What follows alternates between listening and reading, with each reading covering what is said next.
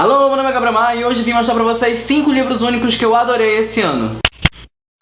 Esse é o último vídeo de agosto e é o pedido do mês. Dessa vez foi a sugestão do Felipe do Rolezinho Literário. Felipe, que é sempre um fofo, que tá sempre apoiando muito aqui o canal, ele sugeriu que eu desse dicas de livros únicos pra todo mundo ler. E eu que resolvi dar dica dos livros que eu li em 2016 e que até agora me marcaram mais, divididos em categorias, porque eu tô muito específico hoje. Categories: livro infantil. 2016 foi o ano que eu finalmente me aventurei de verdade a ver as coisas que o Gaiman produz, e cada vez mais eu tenho gostado mais das coisas que ele faz. Esse ano eu tô me dedicando completamente a terminar de ler a saga de Sandman, tá gastando quase toda a minha verba a fazer isso, mas eu estou conseguindo avançar. E o livro do cemitério é o primeiro livro que eu li do Neil Gaiman, e conta a história de um garotinho que perdeu os pais quando ele era bebezinho. Os pais dele foram assassinados, na verdade, e ele foi engatinhando, andando até um cemitério que tinha lá perto da casa dele, e ele começou a ser criado pelos fantasmas e pelos mortos que estavam ali habitando o cemitério. Essa é muito a vibe do Neil Gaiman. Ele é completamente feito em realismo mágico. Ele brinca com metáforas, ele brinca com filosofia, ele brinca com a fantasia tradicional que a gente já conhece. E ele também é aquele tipo de autor que faz livros pra criança sem subestimar a criança, sem imaginar que a criança é uma porra tapada que não vai entender nada do que ele colocar ali, saca? Muito pelo contrário, nesse livro, e no Felizmente o Leite, que também é outro livro infantil que ele fez e que eu já li, ele valoriza muito a imaginação da criança, ele valoriza muito o potencial criativo que as crianças têm. Esse é um livro muito legal, e se você consegue ouvir inglês direitinho, eu recomendo muito que você procure o audiobook da Audible, porque ele é sensacional. Categories: fantasia. Outra autora que eu também já conhecia, mas que eu resolvi me aventurar muito mais agora em 2016, foi a Rainbow Rowell, e eu não podia deixar passar esse vídeo sem mencionar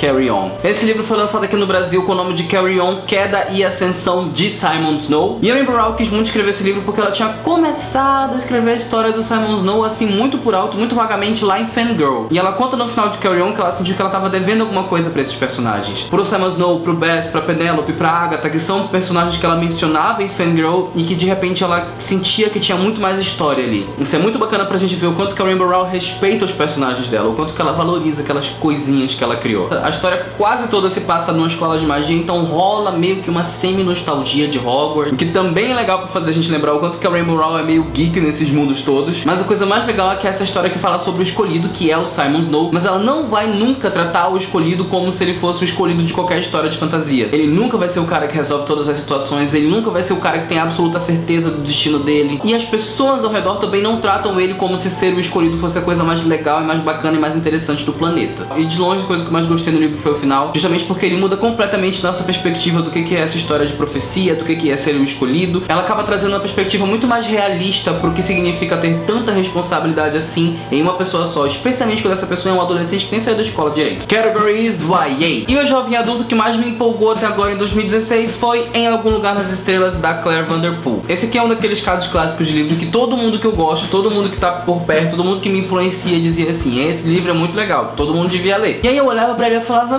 talvez um dia depois assim eu venha dar uma olhada pra ele. E aí o livro veio pra mim na caixa do Trista Literário de agosto, e na caixa do Em Algum Lugar nas Estrelas veio uma vela aromática, veio o cartão postal do Maine, balinha de goma, era goma aquilo? Não sei. Veio uma capa de almofada e veio ainda a playlist do Spotify, que era um negócio que tinha um monte de som de árvore, de bicho, de água, uns negócios assim. Aí eu vi aquelas coisas, todos aqueles objetos todos, eu ficava pensando, mas gente, como que isso faz sentido? Que história é essa, minha gente? Fui ler e aí foi lindo. É uma das histórias mais fofas que eu já vi na minha vida. É uma das histórias de amizade mais legais e mais sinceras e mais bem construídas que eu já vi também. O que também é um ar fresco quando a gente fala de YA, porque muito geralmente as histórias de YA vão acabar em romance de algum jeito. Nessa aqui não tem um centímetro de romance, a gente só tem muita amizade, muita confiança. A gente tem dois garotos que passaram por alguns momentos complicados na vida deles antes de se encontrar, e juntos eles vão passar por uma aventura ao longo de uma trilha palácio, fica lá mesmo na floresta, no Maine. E é nessa trilha que eles vão se encontrar como pessoas, eles vão se encontrar como amigos, eles vão entender o que foi que eles deixaram pra trás. É uma história muito legal, muito empolgante, tem um clima muito nostálgico pra mim, era como se eu estivesse vendo um filme dos anos 80, sabe? E uma história super tranquila, super fácil de ler, dá pra ler isso aqui facilmente em um dia. E se você tá gostando desse vídeo, aproveita pra deixar seu like aqui embaixo e aproveita também pra se inscrever no canal se você não for inscrito.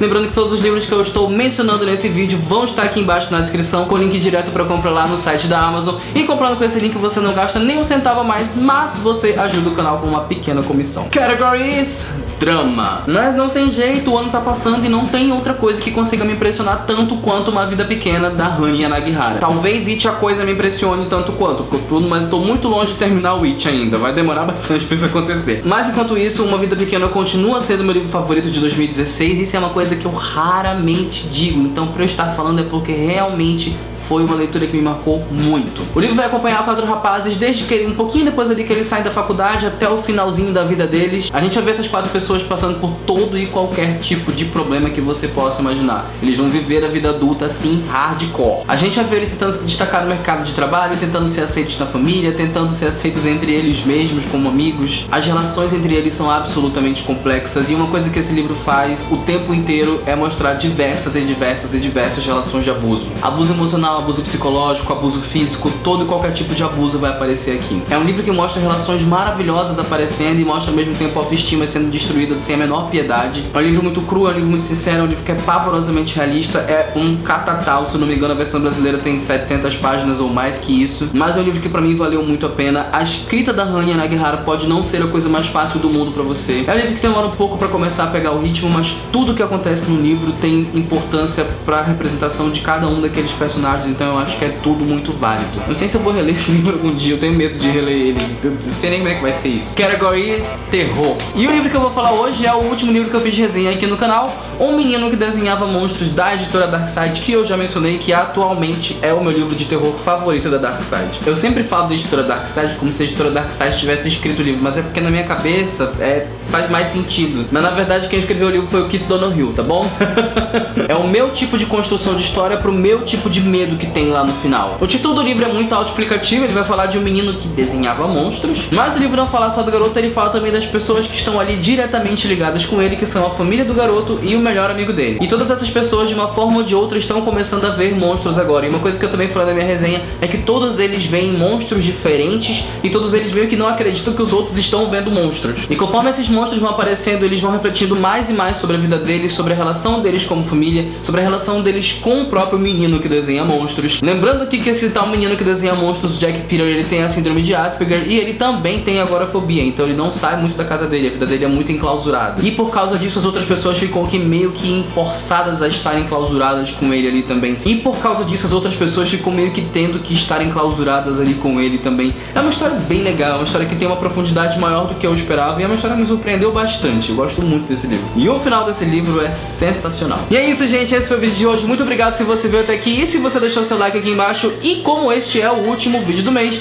está aberto mais um sorteio do Maremoto TV, que dessa vez vai durar até o dia 10 de setembro, que é quando eu finalmente vou estar de volta em Manaus. Mais uma vez o sorteio tá valendo um cartão presente da Saraiva no valor de R$50. E se você quiser participar do sorteio, é só deixar um comentário aqui embaixo e, obviamente, ser inscrito no canal. E é isso, gente. Meu nome é Gabriel Maia e esse vídeo acabou.